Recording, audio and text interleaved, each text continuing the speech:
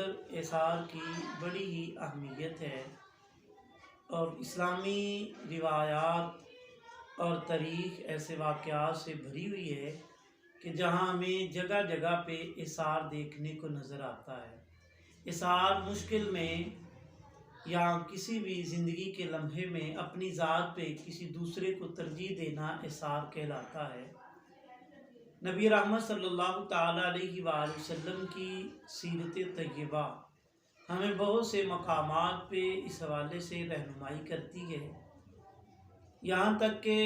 نبی رحمت صلی اللہ تعالیٰ علیہ وآلہ وسلم آپ کے کشانہ اقدس پہ ایک مرتبہ ایک شخص حاضر ہوا اور اس دن حضور علیہ السلام کے در دولت پہ رات کے وقت کھانے کی بجائے صرف دودھ دستیاب تھا۔ سائل چونکہ مہمان بن کے آیا تھا، حضور علیہ السلام نے وہ دودھ اس مہمان کو عطا فرما دیا اور خود حضور علیہ السلام بھوکے رہے، اور اس سے پچھلی رات بھی حضور علیہ السلام کے در دولت پہ کھانے کے لیے کچھ نہیں تھا اور حضور بھوکے تھے۔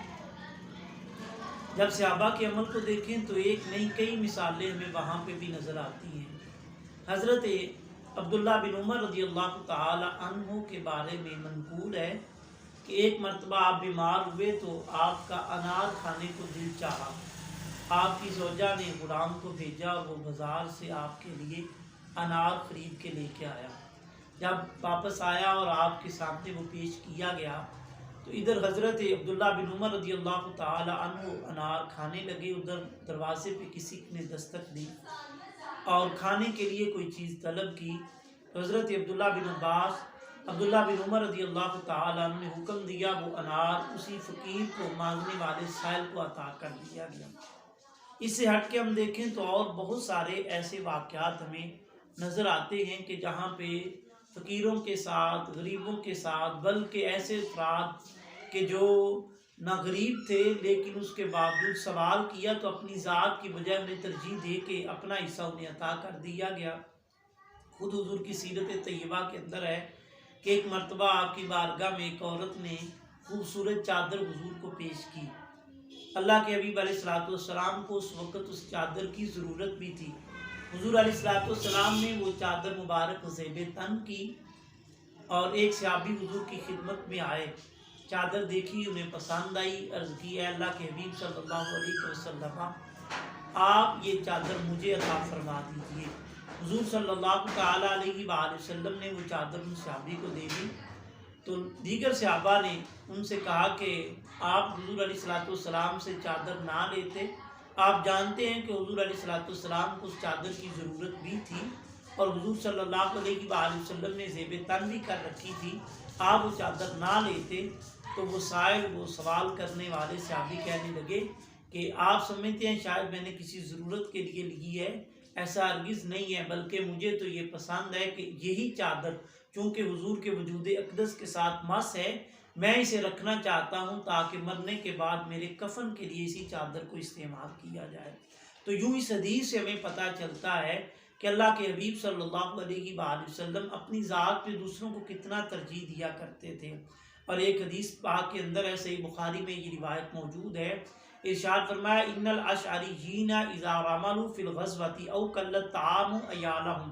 فرمایا کہ جو اشعری قبیلے کے لوگ ہیں جب یہ کسی جنگ کے اندر جاتے ہیں اور ان کا کھانا کم پڑ جاتا ہے یا یہ مدینے میں مقیم ہوتے ہیں اور ان کے اہل و عیال بچوں کی خوراک کے اندر کمی آ جاتی ہے تو یہ کیا کرتے ہیں؟ فرمایا ان کا معمول یہ ہے کہ جمعوا ما کان عندهم فی ثوب واحد، ان کے پاس جو کچھ ہوتا ہے یہ ایک کپڑے کے اندر اسے جمع کر دیتے ہیں اور جمع کرنے کے بعد سارے اس کپڑے کے اندر اپنا جب سامان خوراک ڈالتے ہیں تو فرمایا پھر ایک برتن کے ساتھ برابر برابر تقسیم کر لیتے ہیں۔ اسی لیے حضور نے ان کے بارے میں ارشاد فرمایا کہ فَمِنْهُمْ مِنِّي وَأَنَا مِنْهُمْ، میں ان سے ہوں اور یہ مجھ سے ہیں، صرف اس وجہ سے کہ ان کے اندر احساس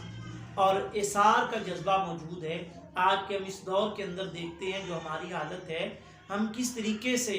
دوسروں کے مال کو حاصل کرنا اور کس لالچ اور حرص کی طرح ہم ایک دوسروں کے مال کی طرف لپک رہے ہیں۔ احسار نامی چیز ہمارے معاشرے سے ختم ہوتی جا رہی ہے۔ آج جو افراتفری کا ماحول ہے اور آج جس نظام اور جس حالات سے ہم گزر رہے ہیں، کبھی ہمارے ہاں آٹے کا بحران آتا ہے، کبھی چینی کا بحران آتا ہے، کبھی سبزیوں کا بحران آتا ہے۔ یہ ساری قلت کس لیے ہے؟ سب مصنوعی ہوتی ہے، اور ہم حرص اور لالچ کی وجہ سے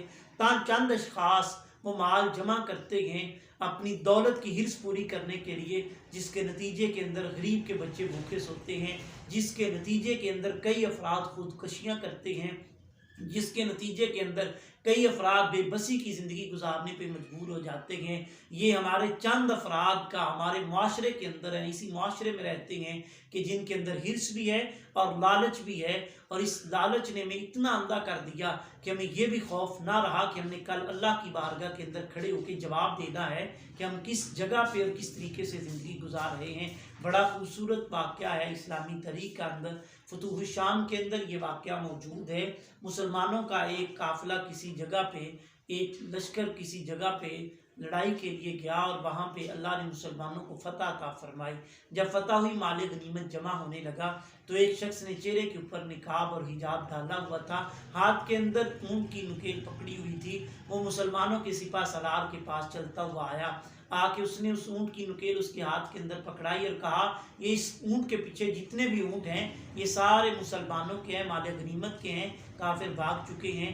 آپ یہ اونٹ جو ہے وہ وصول کر لیجئے۔ اس مسلم سپہ سالار نے اونٹوں کو پکڑا اور کہا، بتائیے آپ کون ہیں؟ کہا، مجھے بتانے کی ضرورت نہیں ہے، میں نے جس ذات کے لیے یہ نیکی کی ہے اور جس رب کی وجہ سے کی ہے، وہ رب مجھے جانتا ہے، وہ پہچانتا ہے۔ وہ شخص اپنا راستہ لیے چل دیا۔ اب جس وقت ان اونٹوں کو لیا گیا اور ان کے اوپر جو پڑا ہوا سامان کھولا گیا، تو ان بوریوں کے اندر سونے کے سکے موجود تھے۔ مسلم سپہ سالار پریشان ہوا، یہ شخص کتنا منصف ہے، اس کے دل کے اندر دنیا کی ذرہ برابر محبت اور حرص لالچ نہیں ہے۔ اس نے ایک شخص کو بھگایا، اس کے پیچھے کہا، پتہ کر کے آؤ یہ بندہ خدا رہتا کہاں پہ ہے، اور یہ کون ہے جس کے دل کے اندر اتنی اسلام کی اور اللہ کی محبت ہے۔ وہ شخص پیچھے بھاگا، جب گیا تو ایک جو ہے وہ چھوٹی سی جھونپڑی ہے، ایک جو ہے وہ بسیدہ سا گھر ہے، اس گھر کے اندر وہ شخص رہتا تھا۔ گرد و نواح سے پتہ کیا یہ شخص کون ہے، لوگوں نے بتایا، ہم اتنا جانتے ہیں کہ یہ متقی بھی ہے اور پرہیزگار بھی ہے،